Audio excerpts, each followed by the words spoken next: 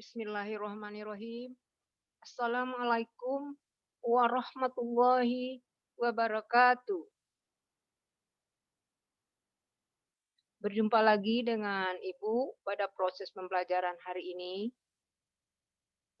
pelajaran sejarah peminatan kelas 11. Untuk hari ini kita akan membahas eee, materi pokoknya dengan judulnya Kolonial Belanda di Indonesia.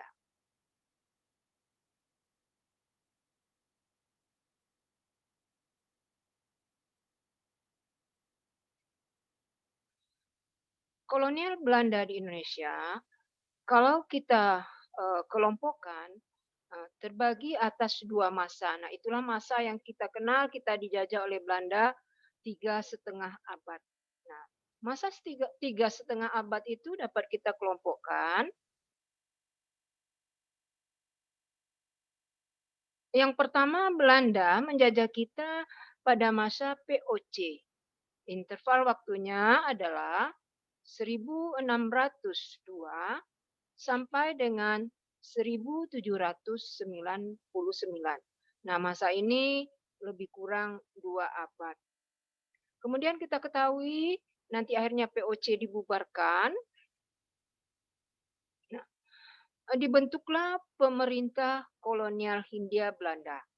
Nah, masa pemerintah kolonial Hindia Belanda ini terhitung sejak tahun 1800 sampai 1942.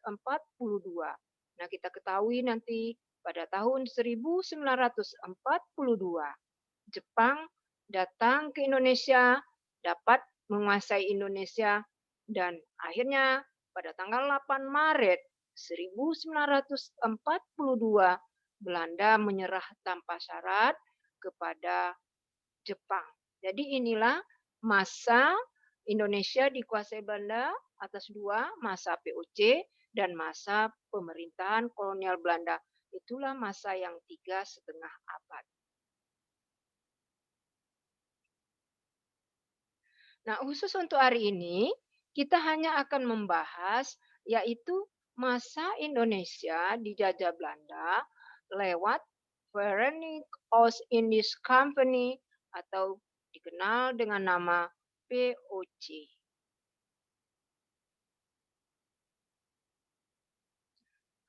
Tujuan pembelajaran kita pada hari ini adalah yang pertama, Ananda nanti setelah proses pembelajaran ini dapat menjelaskan sejarah berdirinya POC.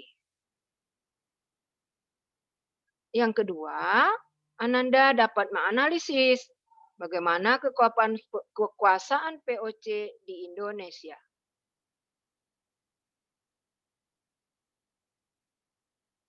Nah, materi apa saja yang kita bahas?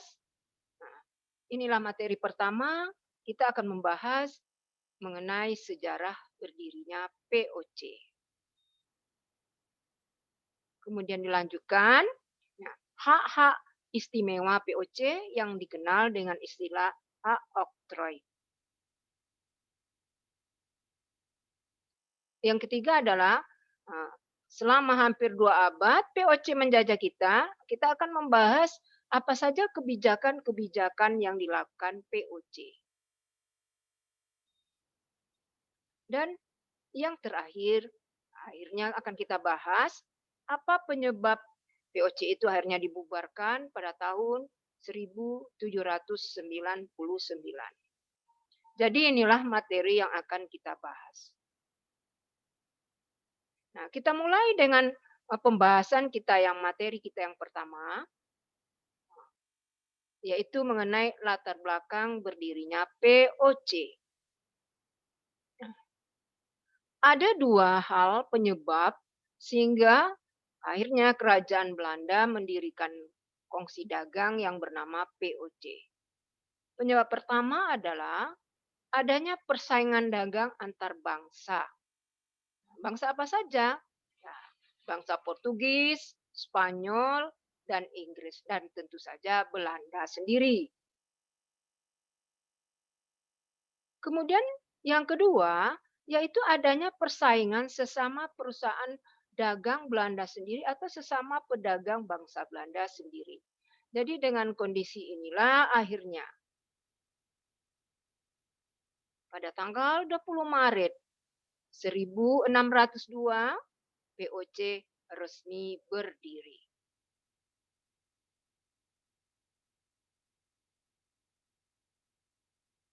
Nah, sekarang mari kita lihat apa tujuan berdirinya POC. Kalau tadi latar belakang, nah sekarang tujuannya.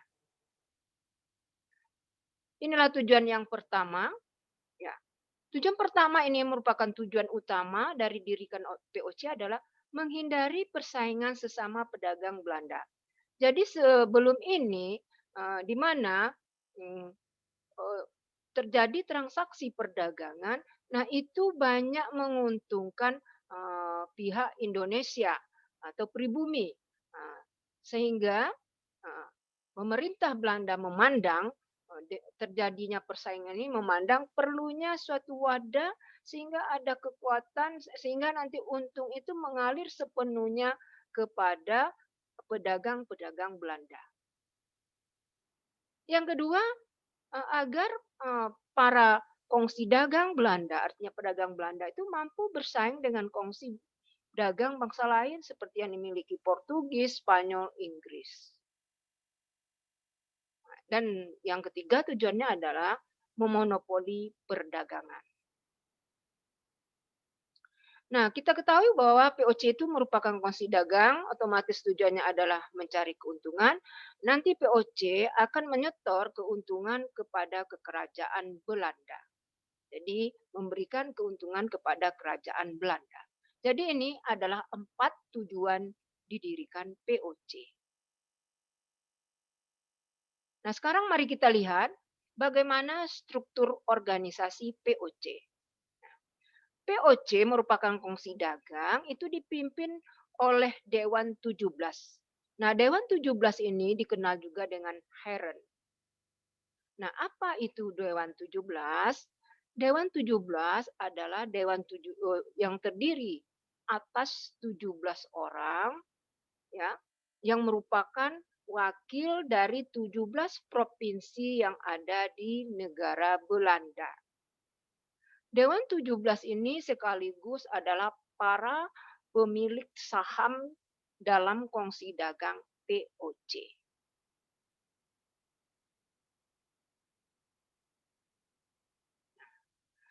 Kemudian, ya,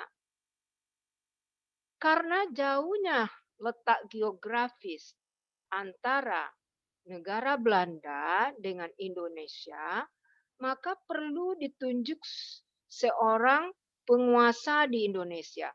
Maka ditunjuklah seorang yang bernama menjabat yang disebut dengan nama Gubernur Jenderal.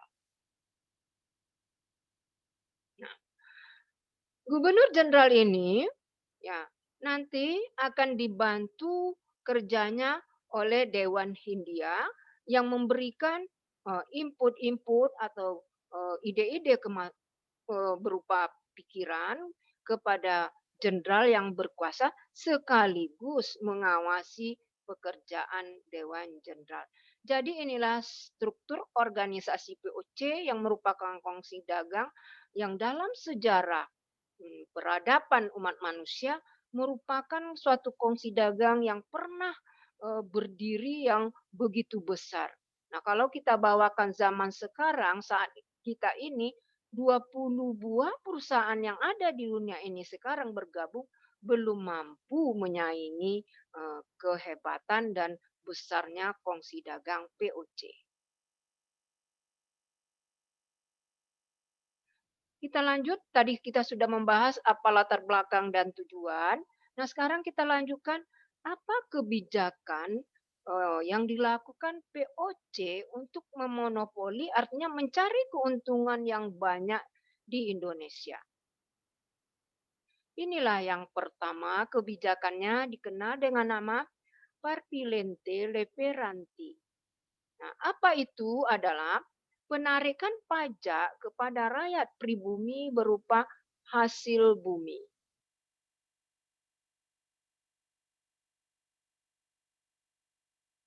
Kemudian yang kedua, adanya pelayaran Hongi.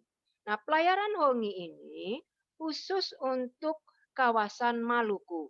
Nah, di sini ada kata pelayaran, berarti ini berkaitan dengan laut. Jadi, pelayaran Hongi adalah pelayaran yang eh, tugasnya menjaga perairan wilayah Maluku agar masyarakat pribumi tidak bisa melakukan transaksi perdagangan selain dengan POC. Nah, pelayaran Hongi ini adalah menggunakan perahu tradisional masyarakat Maluku yang disebut dengan perahu kora-kora dan dilengkapi dengan persenjataan. Kemudian yang ketiga, eksterpasi. Apa pula itu eksterpasi? Eksterpasi adalah hak menebang tanaman rakyat pribumi. Nah, apa tujuannya?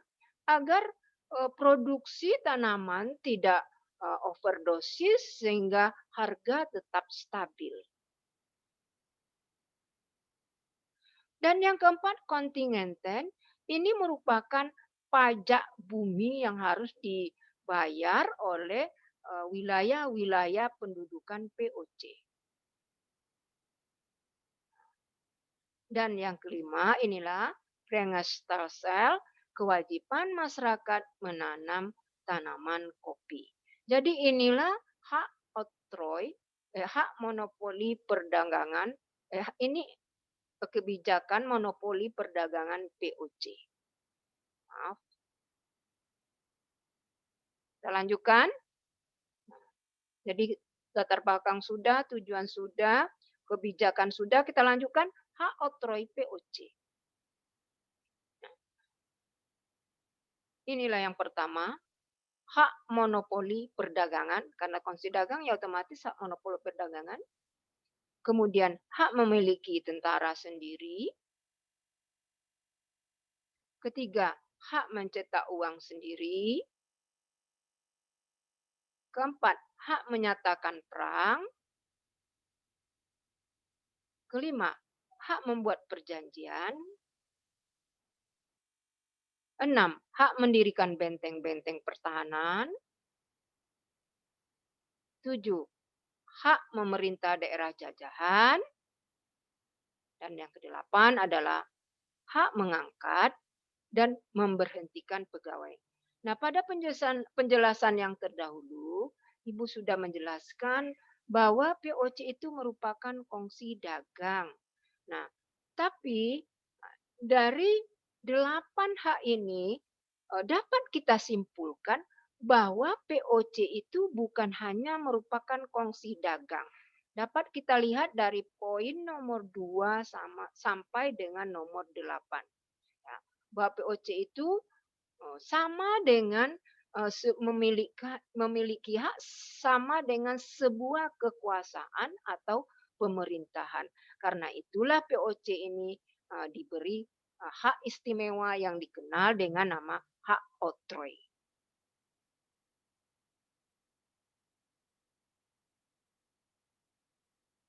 Nah, pada slide yang terdahulu kita sudah membahas bahwa untuk memimpin di wilayah jajahan ditunjuklah seorang gubernur jenderal. Nah, mari kita bahas gubernur jenderal di awal berdirinya POC. Yang pertama adalah Peter Booth. Yang kedua, Lawrence Rills. Dan yang ketiga adalah Jean Peter Sungkun. Nah, sekarang mari kita lihat apa kebijakan-kebijakan yang dilakukan para gubernur jenderal ini.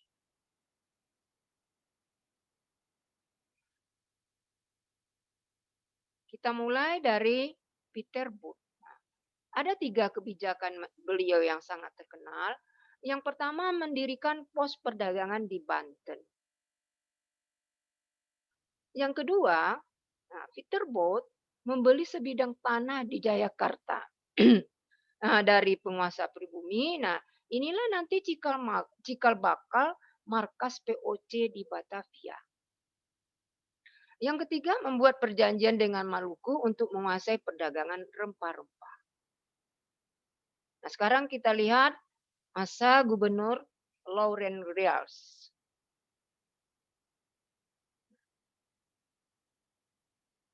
Inilah dua kebijakan yang beliau keluarkan.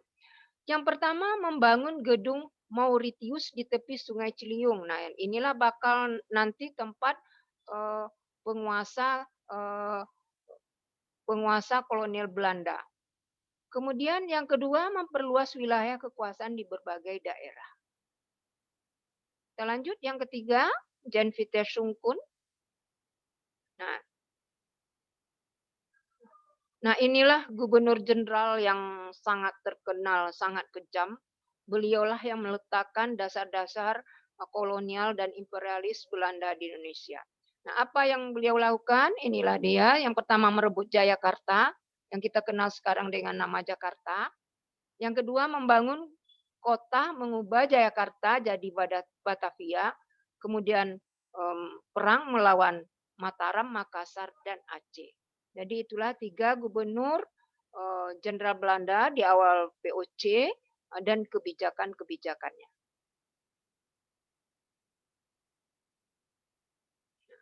Kita lanjut materi kita yang terakhir, yaitu mengapa POC dibubarkan. Inilah faktor-faktor akhirnya POC dibubarkan. Yang pertama, karena korupsi pegawai POC.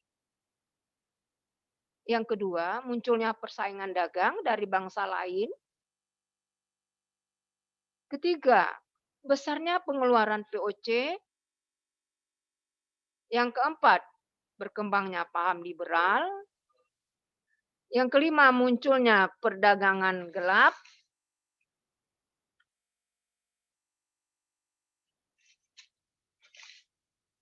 Berikutnya adalah karena hutang-hutang POC. Nah, dari penyebab ini apa yang dapat kita simpulkan? Bahwa penyebab dibubarkan POC karena POC mengalami kebangkrutan. Nah, kita ketahui POC berdirinya adalah kongsi dagang tentu mencari keuntungan. Nah, sekarang mereka mengalami kebangkrutan akibat faktor-faktor yang sudah kita bahaskan tadi. Maka akhirnya POC dibubarkan oleh pemerintah kerajaan Belanda pada tanggal 31 Desember 1799, POC resmi dibubarkan, semua aset dan utang piutang POC diambil alih oleh pemerintah Belanda.